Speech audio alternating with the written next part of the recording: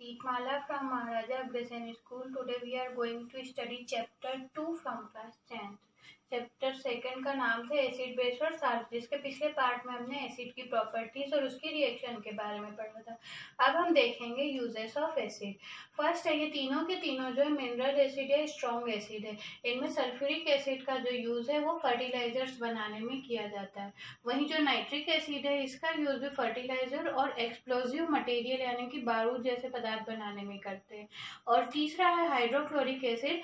Hydrochloric acid का जो use है वो किसी भी स्टील ऑब्जेक्ट या मेटल ऑब्जेक्ट के ऊपर जो ऑक्साइड की लेयर या रस्ट जम जाती है उसे क्लीन करने में करते हैं। साथ ही इसका यूज जो है डाई बनाने में करते हैं, लेदर इंडस्ट्रीज में लेदर को क्लीन करने के लिए, और टेक्सटाइल इंडस्ट्रीज में टेक्सटाइल को क्लीन करने और उन्हें ब्लीच करने के लिए इसका उपयोग करते हैं। हम देखेंगे बेसिस के यूजेस। बेसिस में सबसे स्ट्रॉन्ग बेस जो है सोडियम हाइड्रोक्साइड। इसका यूज जो है सोप इंडस्ट्रीज में, पेपर इंडस्ट्री में और रेयन इंडस्ट्री में करते हैं। सोप और पेपर बनाने के अलावा जो रेयन है ये एक सिंथेटिक फाइबर होता है जो मैन मेड फाइबर है और प्लांट जो है उसके मटेरियल से और गुदे से बनता है, उसे बनाने के लिए यूज करते हैं। दूसरा है कैल्शियम हाइड्रोक्साइड या स्लैग लाइम जो है उसका यूज जो है ब्लीचिंग पाउडर बनाने में करते हैं।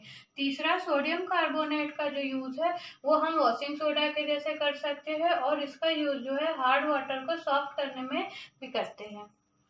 अब कोई भी एसिड या बेस कितना स्ट्रॉन्ग है इसका पता लगाने के लिए हम जो है पीएच स्केल यूज करते हैं।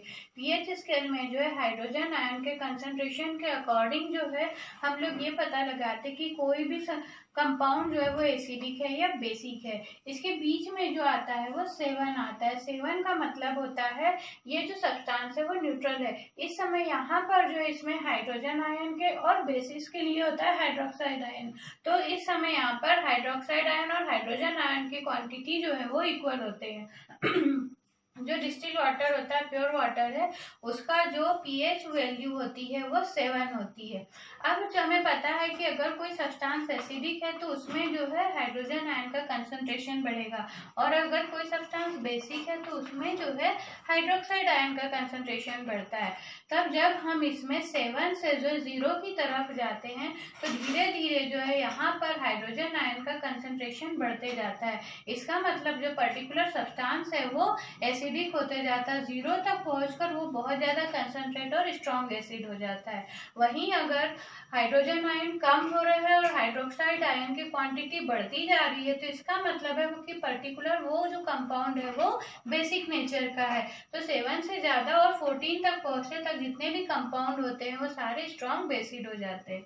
अब यहाँ पर देखो, इस तरफ जब हम बढ़ते हैं तो यहाँ पर जो है लास्ट में जो है यहाँ येलो से इस तरफ रेड कलर आता है, और यहाँ पर जो है वायलेट से जो इस तरफ ब्लू कलर जाता है। अगर किसी सब्सटेंस का जो है कलर एकदम रेड शो कर रहा है वो पीएच स्केल पर, तो इसका मतलब है कि पर्टिकुलर वो सब्सटेंस जो है काफी स्ट्रॉन्ग एसिड है। और वहीं अगर वो सब्सटेंस जो ब्लू कलर शो करता है तो वो स्ट्रॉन्ग बेस है। अगर पर्टिकुलर कोई सब्सटेंस जो है ऑरेंज कलर शो करता है तो इसका मतलब है कि वो जो सब्सटेंस है वो वीक एसिड है। और वहीं अगर कोई जो है वायलेट कलर शो करता है तो इसका मतलब है कि पर्टिकुलर वो जो सब्सटेंस है वो वीक बेस की तरह बिहेव करता है। हमारी जो सलाइवा होती है खाना खाने से पहले जो है उसका जो पीएच लेवल होता है वो 7.8 के करीब होता है। जैसे ही खाना खा लेते हैं हमारे मुंह में जो है एसिड बनने लगता है, उसका जो पीएच वैल्यू है वो 7 से कम आ जाती है। वैसे हमारा जो ब्लड होता है उसका भी जो पीएच वैल्यू होती है 6.8 के करीब होता है, मतलब वो भी जो है वो एसिडिक होता है। तो हमारी जो बॉडी होती है वो 6.5 से लेकर 7.8 के बीच में जो है वो काफी अच्छे से काम करती है। देखेंगे कि प्लांट और एनिमल जो है वो पीएच के लिए सेंसिटिव होते हैं। इसका एक एग्जांपल है कि जब भी बारिश होती तो बारिश में जो एटमॉस्फेयर में जितने भी पॉल्यूशन के कारण गैसेस होती है, जैसे होती है नाइट्रोजन ऑक्साइड होती है, नाइट्रोजन ट्राईऑक्साइड होती है, सल्फर डाइऑक्साइड गैसेस होती है, ये सारी गैसेस जो है बारिश के पानी में रेन वाटर के साथ मिक्स होके उसका जो पीएच होती है 7 से जो है वो 5.2 तक ला देती है। जब ये 5.2 तक इस बारिश का पीएच लेवल हो जाता है तो वो जो बारिश है वो एसिड रेन में या अम्ल वर्षा में बदल जाती है। अब जब ये अम्ल वर्षा होती है और ये जमीन पर आती है तो पौधे और जो जीव जंतु इससे काफी नुकसान में होते हैं। पौधों पे अगर ये पड़ती है तो ये उन्हें जो है सुखा देती है और उन्हें जो है पूरी तरीके से जला देती है। वहीं अगर ये नदी तालाबों के पानी में मिक्स होती है तो पर्टिकुलर उसका जो इकोसिस्टम है वो पूरी तरीके से डैमेज हो जाता है। इस तरह हम देखते हैं कि प्लांट और एनिमल जो है वो पीएच के लिए सेंसिटिव होते हैं। हम देखेंगे पीएच ऑफ सॉइल। हमारे पास जो मिट्टी होती है वो प्लांट की ग्रोथ के लिए जो है प्रॉपर होनी चाहिए, नहीं तो प्लांट जो है पर्टिकुलर सॉइल में ग्रोथ नहीं कर पाएंगे। उनके लिए जो सॉइल है उसकी पीएच वैल्यू जो होती है प्रॉपर होनी चाहिए। अगर सॉइल जो है एसिडिक होती है तो उसके अंदर जो है हम लोग स्लैग लाइम मिला देते हैं। स्लैग लाइम मिलाते हैं या कैल्शियम ऑक्साइड। इसे मिलाने से पर्टिकुलर जो सॉइल होती है उसकी एसिडिटी जो है इसके बेस रिलीज करने से जो है वो उससे न्यूट्रल हो जाती है और वो जो सॉइल होती है उसके बाद वो प्लांट के लिए ठीक तरीके से काम करती है। और अगर सॉइल जो है वो बेसिक नेचर की है तो बेसिक नेचर की जो सॉइल होती है उसके अंदर हम लोग ऑर्गेनिक मैटर मिलाते हैं। ऑर्गेनिक मैटर को हम जो है कंपोस्ट या ह्यूमस भी बोलते हैं। इसको मिलाने से क्या होता है कि जब भी मिट्टी के साथ मिलता है, सॉइल के साथ मिलता है ऑर्गेनिक मैटर, तो ये जो है उसमें एसिड रिलीज करता है जिससे कि उसका जो बेसिक नेचर है वो न्यूट्रल हो जाता है। और इस तरह से जब सॉइल का पीएच लेवल बराबर हो जाता है तो प्रोडक्शन जो है ऑटोमेटिकली बढ़ जाता है। इसके बाद सेकेंड है pH of our digestive system. हमारा जो डाइजेस्टिव सिस्टम होता है उसमें हमारा जो आवर डाइजेस्टिव सिस्टम, हमारा जो स्टमक होता है उसके अंदर जो है HCl एसिड होता है। जब ये HCl एसिड अधिक क्वांटिटी में रिलीज होने लग जाता है तो इसके कारण जो हमारे पेट में एसिडिटी बढ़ जाती है और दर्द होने लग जाता है। तो उसको न्यूट्रल करने के लिए हमें मिल्क ऑफ मैग्नीशिया या मैग्नीशियम हाइड्रोक्साइड इसका सॉल्यूशन देते हैं, या तो फिर जो है बेकिंग सोडा को वाटर के साथ मिक्स करके पीने की सलाह दी जाती है। इसका रीजन ये है कि ये जो मिल्क ऑफ मैग्नीशिया या बेकिंग सोडा जो होता है वो बेसिक नेचर का होता है और जब ये स्टमक के अंदर जाता है तो स्टमक एसिड को ये न्यूट्रल कर देता है जिससे हमें स्टमक पेन से रिलीफ मिल जाता है।